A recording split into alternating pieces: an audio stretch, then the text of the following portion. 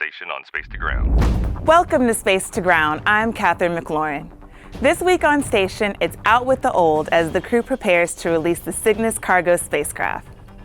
The Cygnus spacecraft, which arrived at the station on November 14th, will be leaving on Wednesday, December 6th.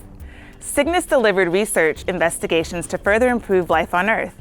Now Cygnus is packed with more than 5,500 pounds of trash that will burn up as it re-enters the Earth's atmosphere.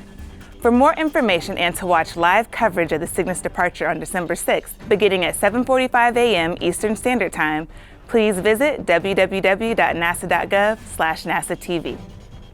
In keeping with this year's theme highlighting education on station, the crew spent time preparing the station for a high school robotics competition.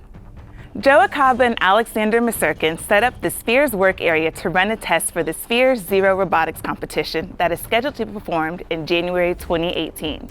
Spheres Zero robotics competition establishes an opportunity for high school students to design research for the ISS.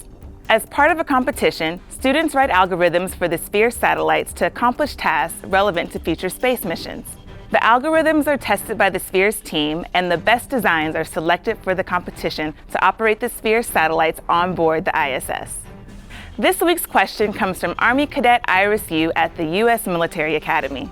How did you adapt to live in space, and vice versa? How did you adapt back to life on Earth? Is there a great difficulty in doing one or the other? I think they both have their challenges, and what's neat about coming up here is noticing how quickly the body adapts to being in space. Usually my first 24 hours, I'm on the edge of getting sick, not quite getting sick, so not feeling 100%.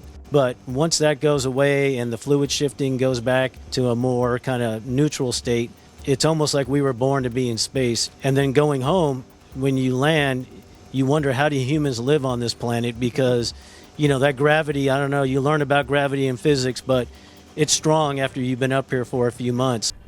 For the educators out there, visit the NASA Space Place website, where NASA uses the wonders of space exploration to engage young students in STEM learning, using fun apps, games, crafts, and videos. The NASA Space Place website is available in English and Spanish and has a special section just for educators.